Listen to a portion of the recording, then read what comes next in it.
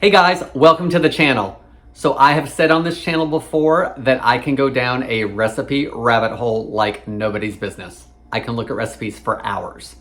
So as a gluten-free channel, when I recently saw one that said apples can replace flour and even sugar, I was intrigued. I'm also skeptical. But in the end, this is what I got. I'm Jamie with SavorySaver. I share gluten-free recipes, tips, tricks, and resources to make your gluten-free lifestyle easier. So while this cools, I'm going to show you how I did it, and we're going to see if these apples can replace flour and sugar. So for this recipe, the original recipe was 2 medium apples, a half cup of Greek yogurt, plain, and 2 eggs. This only makes a couple little small ramekin size cakes. I have lined the ramekins with butter. These are sweeter apples. They're not Granny Smith that can be a little on the tart side. They are sweet apples. However, I don't know if I can do this by itself. This is plain yogurt, low in sugar. It is a high fat content one. It's about 10% fat. Use your Greek yogurt of choice to see if this recipe works. But I just can't get around the 3 things being the only flavor. So I'm gonna add a couple more things to mine.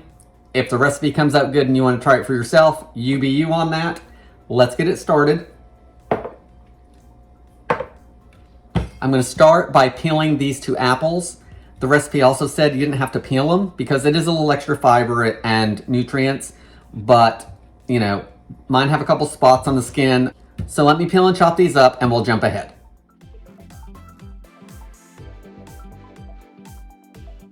Okay, so my apples are peeled and chopped, and I just chopped them up in bite-sized pieces. They're close to the same size, but nothing exact. We're gonna put them in the food processor, so we should be okay with that. So I've got the bowl of my food processor. I'm gonna throw everything into it. So there's my 2 medium apples. Here's my half cup of Greek yogurt going in. I've got 2 large eggs. This will offer some binding if you guys are familiar with flourless cakes. Okay, here's where I'm straying. This was a 3 ingredient recipe. And guys, I don't know how sweet those apples are. So we'll stick with the no sugar and just do a natural unrefined sugar. So I'm just gonna put a little drizzle of honey in here for some extra sweetness. If you do this recipe and don't want to do that, by all means, I understand. Cut the sugar out if you want. I'm gonna add a little bit of vanilla, guys. It's a cake, or supposed to be, so I think it needs it. Let's do half a teaspoon. And you know what? Since we're just going off the rails here on this recipe, let's add one more thing. Let's add a little sprinkle of cinnamon. Cinnamon and apples always go well together.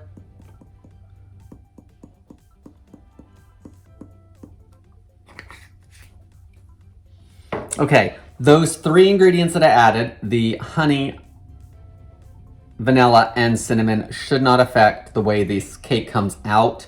The big thing is the binding agents. Next, we need to blend it up. All right, lid goes on. You wanna blend it for 20 to 30 seconds to make sure everything is smooth. I think it's pretty well smooth, but I can't even smell the cinnamon, so I'm gonna add just a little bit more and give it one more blend. Okay, here are my 2 buttered ramekins. I'm gonna pour this in. It's not near as smooth as I would expect it to be. We filled our ramekins. It's not super smooth, so it's not like a batter even. It's very interesting looking, to say the least. Now we want to bake them. I'm going to bake them for 25 minutes in a 350 degree oven. And then, I don't know if I'm going to let them cool yet or not. We'll see when they come out what they look like and go from there. And we'll see if apples can replace flour and sugar. Let's get them baked.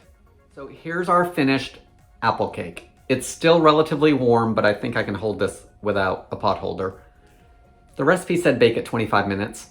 It was so jiggly at that point, I totally didn't trust it. I actually went another 20 minutes on it before I thought it was set. The other thing is I started baking it on a sheet pan because I didn't know if the eggs were gonna cause it to actually go over the top, and I didn't want it all over the oven. So that could have played a little bit into it. Now it actually feels done. It's cooled a little bit, so it's separated a little bit from around the edges. The butter helped with that. It actually smells really good. But let's see if the taste is there. So I've not tried this. You guys saw it at the beginning of the video. All right, so that's what it looks like on the top. That's what it looks like on the inside. Let's do this another angle and see. Try to zoom in so you guys can see it. It looks like it's cooked all the way through. It's nice and warm. Let's taste it. It's actually pretty good. I will say there's no way I would not have had some kind of sweetener in this. These are sweeter apples. They're not tart, but there would not have been any sugar in this. I do like that I added some honey and could actually have added some more. The texture in it is not totally smooth because there's bits of apple in it, but the texture's not bad either. I like it warm. I like it with the cinnamon. I could actually put a little more of that in there, I think. It would be really good with a dollop of whipped cream on it. It's kind of like a pudding, if that makes sense. Like, it doesn't have a solid structure where I would call it a cake. But it is kind of like a pudding consistency, almost maybe like a bread pudding consistency. Okay, no flour, a winner. No sugar, not so much. And I did like the 3-ingredient recipe turning into my 5-ingredient version because I think it added to it. I think a full-fat vanilla yogurt would work great in this. I think it would actually be better than the plain.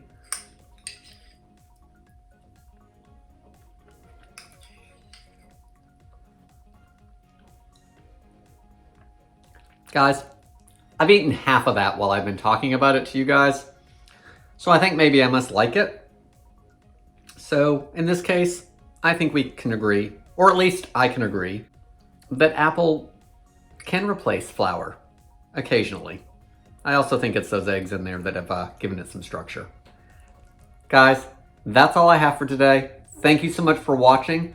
Leave me comments below on if you go down the recipe rabbit hole, gluten-free. I'm sure you're always looking at recipes over and over again. Or do you think you want to try this recipe? I'd love to hear from you.